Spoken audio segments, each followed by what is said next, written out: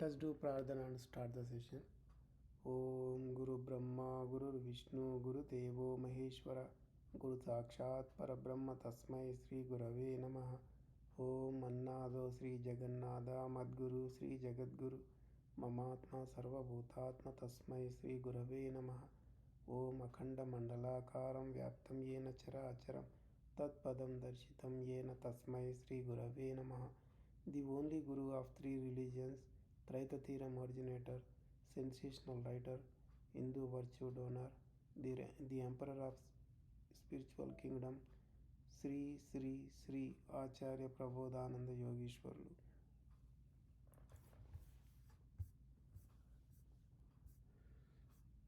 We are learning Akshara Parabrahma Yogamu chapter from Traitatiram Bhagavad Gita. Last week we learned from Shlokamu number 8 to 10. Let us recap what we learned last week. The summary.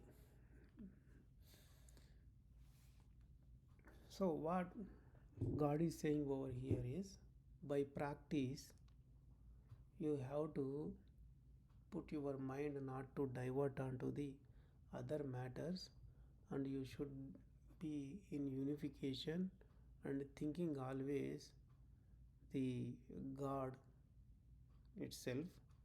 Then you will attain the absolute soul.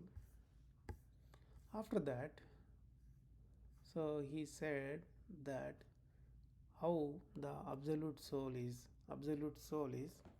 he can watch everything, he witnesses everything, he is very ancient, he commands entire world, he is subtle to the subtle, he is the protector of everything, he cannot be known by thoughts, and he got the brightness of the sun, he is beyond the ignorance.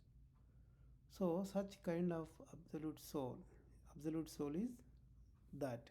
So whoever wants to attain that absolute soul, what that person has to do, he has to put focus between his two eyebrows at the time of the death.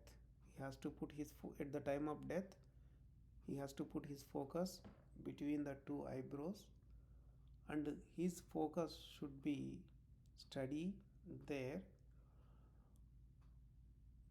When his breath is totally stopped due to that, then he is going to attain the absolute soul. So we came to know that the traveler is a mortal soul and the way is immortal soul, the destination is absolute soul. And the mortal soul should know how to reach the destination. So in order to reach the destination, he needs to know the way. Way is immortal soul itself. And how the liberation is, the state of the liberation. So whoever attains the liberation, what could be his state? So that is explained by Swami to us over here. So whoever attains the liberation, he will become the witnesser of everything in the universe, and he could see the entire universe, whatever is happening, wherever whatever is happening, everything he will come to know. Such a great stage getting the liberation itself, and he would know what exists in the what is there. So what happened from the beginning itself, everything he will come to know. He will he can command the entire universe itself. Such a great thing when you get the liberation. So in order to get that liberation, what God said is, you have to put your focus at the time of death, you have to put your focus between two eyebrows, and then whenever your breath stops there itself, So then you are going to, then he or you are going to get the liberation. During that time he is awake, right? So he will be getting the liberation. For the ignorant people, the death happens without being known to them. They will attain the another birth. For the people who get liberation, they don't get another birth. So as per the science, we came to know that the glands play a vital role to keep your body healthy or unhealthy. So the glands produce the liquids. Liquids, those liquids cause the health and unhealth, all those things. So this is also explained by the uh, science people, and where he has to put the focus in the uh, in the head is, so he has to put focus on the pituitary gland. It is called the king of the gland itself, king of the uh, big gland. We can say it is a king of the gland, and the king, he has to put focus on the king of the gland. So where it is exactly, we have a smaller tongue. You draw a line upward and draw another line from between the two eyebrows. Wherever they condemn, that is the location, that is called Grandhi Rajam or pituitary gland. There he has to put focus, and uh, when his breath stops, then he is attaining the liberation. So that happens whenever there is a zero karma for the yogi. So if karma remains, he does not get liberation. Again he is going to attain the another birth. So that's what happens to him. And there are two procedures told by Swami, told by Bhagavan over here, that Brahma Yogi and Karma Yogi both can get the liberation. For the Brahma Yogi, the mortal soul, mind, intellect will merge with immortal soul. Then they will form a special Atma that is going to merge with the Paramatma, and liberation is done. In case of Karma Yogi does not require to control his mind. So he got already controlling on the ego itself, right? So ego and mortal soul will merge with immortal soul. Then they will form a special immortal, a special soul, and merge with absolute soul. And also Swami said over here, so if you can search, he will be available all the places. God is everywhere, right? In the same way, even he is also there in the body itself. So if you can search, you can find the absolute soul, and you can merge within your body itself. You need not come outside the body and merge with the absolute soul. You can merge within your body itself, because absolute soul is present in your body also. So the one who is performing the Yogamu or unification, so they will attain Paramatma, absolute soul, within their body itself. That's what we learned last week. Let's move on and we'll learn from 11th Slokam what God is saying over here. Yadaksharam Veda Vido Vadanti Vishanti Yadyatayo Vitaraga Yadichanto Brahmacharyam Charanti Tatte Padam Sangrahena Pravakshe. This slokam is talking about absolute soul, because it's about attaining the absolute soul over here. What he is saying over here, Yadaksharam Veda Vido Vadanti Vishanti, he is saying.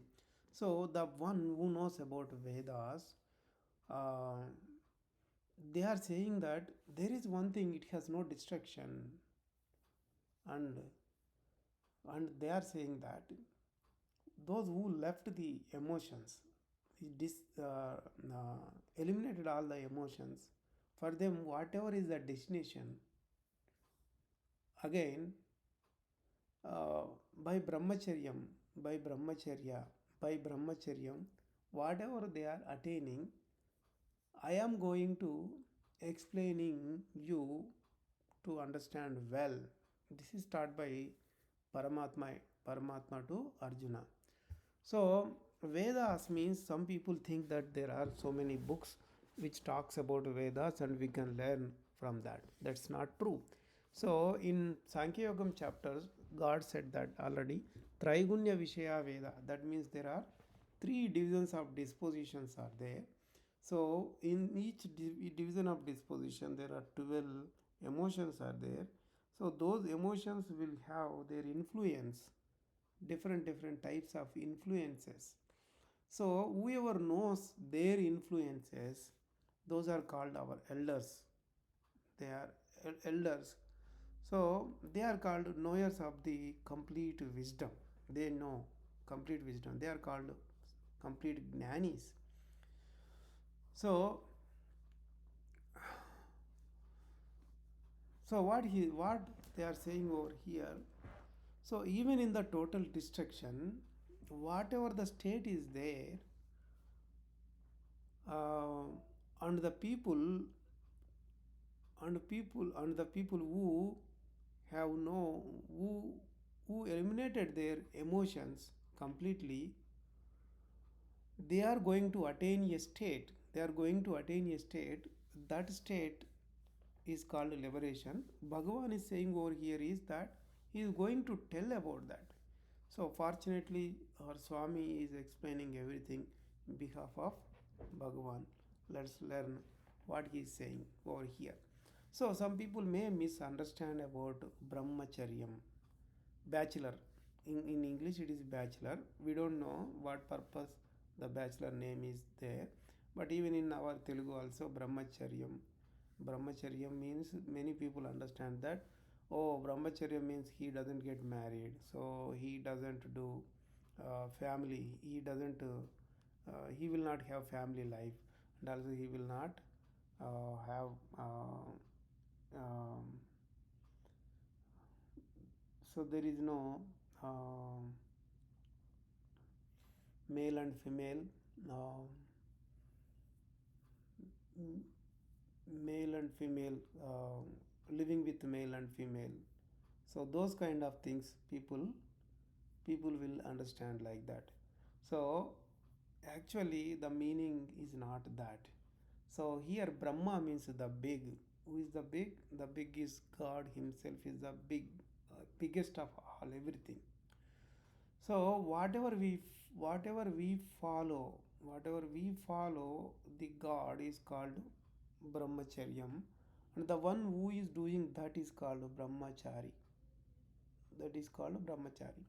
So Brahma means big and he is the Lord. He is also called absolute soul Paramatma. If there is a question that is there anything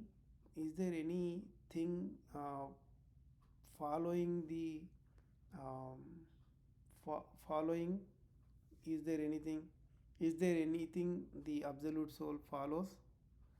So actually absolute soul does not do anything. He has no name, no form, no work at all. How come he does something? He does follow something. So the answer is yes, he does. When he does, when he is coming as a Bhagavan onto the earth, so he just lives like a human being, all the human beings. But he will be doing some. He will be following the Brahma. He will be following the Brahma. He will show how do how do we follow the Brahma, the big, the God.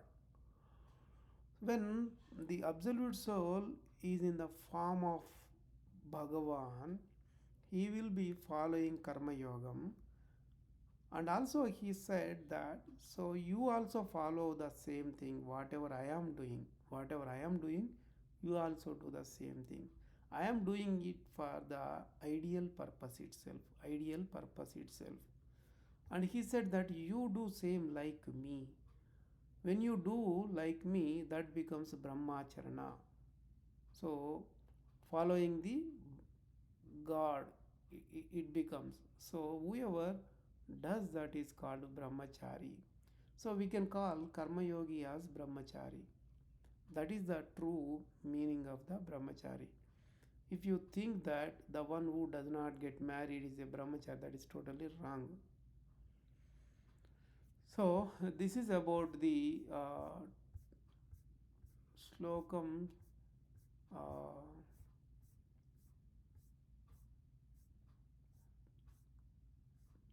this is about the Slokam in in the 11th Slokam. So in the 12th and 13th Slokams, what he is saying. So the brahmachari, whatever the destination he is attaining, that destination we explanation we can see in the 12th and 13th. What God is saying over here. सर्वद्वाराणि संयम्य मनोहृदि निरुध्य च मूर्ध्याधायात्मनः प्राणमस्थितो योगधारणा ओमित्येकाक्षरं ब्रह्मव्याहरन्नामनुस्मरन् यः प्रयाति त्यजन्देहं स याति परमां गतिम्. So these two slokams are talking about Jivatma, Atma, Paramatma, because Jivatma is the traveler, Atma is the way, and the destination is the absolute soul. And Jivatma has to attain the absolute soul. So, what he is saying over here, the yogi, he will control all the doors, he will shut all the doors. He will keep his mind focusing on the hrudi. Hrudi means the brain, and he will make his uh, life force upward. The breath keeps his breath upward itself and stops there itself. He will be steady state, and he will he will recall Om, then he will leave the body. After that he is going to attain the absolute soul. That's what he is saying over here. So in if we go in detail, so what Swami explained to us here, so we have 9 holes in our body. So out of that, there are 5 doors in our body which let the external matters inside the body itself. So the yogi, what he will do, he will stop the matters of the 5 sensible organs by controlling the mind itself, because when mind is stopped, then 5 external matters won't come to the intellect, then intellect cannot think about that. So here he is stopping the mind there itself. So then the 5 external matters are not coming inside the uh, body, so inside into the intellect. So whoever does so, what he will do, he will keep his mind in the hrudi, center of the hrudi. That means the center of the brain itself. Some people think that hrudi means heart. It's totally wrong. Hrudi is the one. It is called brain. So we have Brahmanadi, big nerve, right? It is spread from head to the bottom of the until the anus backside. So it has 7 nerve centers. So in the 7 nerve centers, there is a big nerve center. It is the 7th center. So that 7th center is in the middle of the brain, center of the brain. So that is called the hrudi, the middle of the center of the hrudi. So the yogi will keep his mind on the center of the brain itself. So how it is like, so it is in between, it is parallel, it is the same level uh, between the 2 eyebrows. If there is a line, if you draw, that goes there and it will touch that place. So there is a king of the gland, king of the gland is there. So that is called pituitary gland. There he has to put the focus. He will keep the focus there. So when he does put focus over there, what happens? So the breath which is coming inside and going outside, inhale and exhale is happening from the nostrils, right? So it does not happen immediately. The breath will stop there itself, and totally it will be stopped there. When it happens, he will get the steady yogam there itself, and he will be recalling the om. He will be recalling the om. So that om itself is Paramatma, absolute soul. So we need to learn a little bit more about the om. So when we breathe, when we do breathe in, breathe out, when we do breathe in, so there is a sound. So when we breathe out, the sound comes out as hum. So hum. From the so, at the end sound o is taken. From the hum, the end sound, end of the voice is taken. So when both the sounds are combined together, the formation is om. The formation is om. So once the breath goes in, comes out, in one cycle, the sound is coming out as om. So this is immersed in every breath, every breath. So to generate the om sound, the reason is breath. The root cause is breath. And in order to uh, continue the breath, to happen the breath, the lungs are the base for that. How lungs are functioning? Lungs cannot function themselves. The nerves, the responsive the responsiveness of the uh, nerves is causing the lungs to expand and contrast. Both the things are happening. So how come this consciousness is coming from the nerves? If we go in depth, what is happening? So in the Brahmanadi, in the big nerve, there is a center. We came to know that the center, the Hrudi, middle of the Hrudi, the center in the Brahm, that is called the Brahmanadi. Brahmanadi center is there. There is the Brahmanadi center, the seventh nerve center is there. From there, the consciousness is coming out, and it is making the lungs to inhale and exhale. So to happen that inhale and exhale from the nostrils, the lungs are the reason. For the lungs, the responsiveness of the nerves, that consciousness is coming out from the Hrudi. So there in the Hrudi, so Atma, immortal soul is there. So finally, who is the reason for that uh, Om sound is Atma itself in the Hrudi. So Atma has no destruction at all. Absolute immortal soul has no destruction at all. So that's why it is called Akshara. Akshara means he has no destruction. So our elders also said that Om does not have any destruction. So the yogi will be keeping in his mind, recalling the Om sound. He will be keeping his focus on the Atma in the Hrudi itself. The Atma is existing in the Hrudi, right? So there he will be having the focus, and in his mind he will be recalling the Om. Then he is leaving the body. After that, immediately he is attaining the absolute soul. So whenever he leaves the body, that time what happens? His mind, intellect will merge with mortal soul. So then it is going to again merge with the immortal soul. It becomes the special soul. So that loses its identity and everything, and then it is going to merge with absolute soul.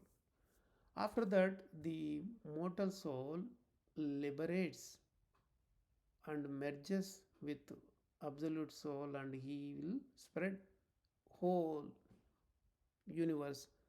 So once he spreads with absolute soul, then he is not going to born again. So that's what we learnt about that getting the liberation in 12th and 13th slokam. Let us know, let us move forward and know about 14th slokam. Ananya-cheta satatam yo maam smarati nityashaha tasyaham sulabha partha nityayuktasya yoginaha. Don't bring other thoughts into your mind, and you recall me always, all the time. Whenever you do that, I will become easier for you, and you will be always merged with me. You will be always a yogi who is merged with me. That's what he is saying that. So the yogi who is always united with God, the yogi, whoever does not bring other matters into his mind and always, all the time recalls the absolute soul, he so the God will become easier for him. He is called the yogi who is united with Paramatma always. So that's what he said in the 14th slokam. Let us move on to the 15th slokam. What he is saying over here. मामुपेत्य पुनर्जन्म दुःखालयमशाश्वतं नाप्नुवन्ति महात्मना संसिद्धिं परमां गताः. So the people who got the noblest state, who attained the absolute soul, they are not going to get the impermanent births which are having the sorrow. That's what he is saying over here. The one who liberates, what happens? He is not having any karma. If there is a karma, karma is the cause. There is a cause to get the birth. So when there is no cause at all, there is no birth at all to the one who got the liberated. The one who got the liberated, he does not have any karma, so he is not going to born.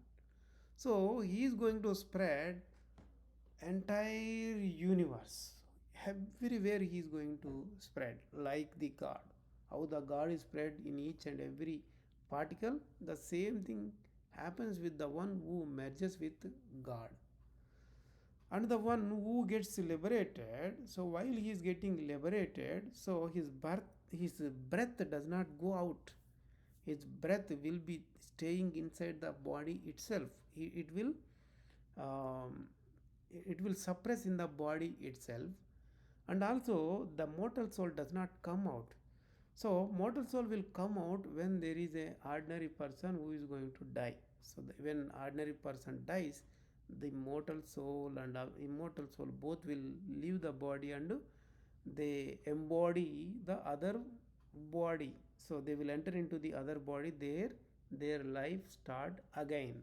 But here, while liberation is going to happen for the yogi who has no karma at all, so the jiva, the mortal soul, does not come outside. It will stay in the body itself, and absolute soul is also there in the body itself. He is going to merge with absolute soul within the body itself. So he is not leaving the body. He does not come out. He got the liberated already. He is not attaining any other body.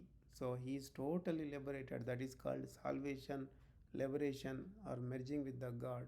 And no bondages to him at all. Let us stop the session over here. If you have any questions, you can comment in the YouTube. So we will let you the answers for them. Let us do Mangala Prardhana and end the session. Om Mangalam Gurudevaya Mahaniya Prabodhatmane Sarvaloka Sharanyaya Sadhu Rupaya Mangalam. Prabodhatmam to everyone.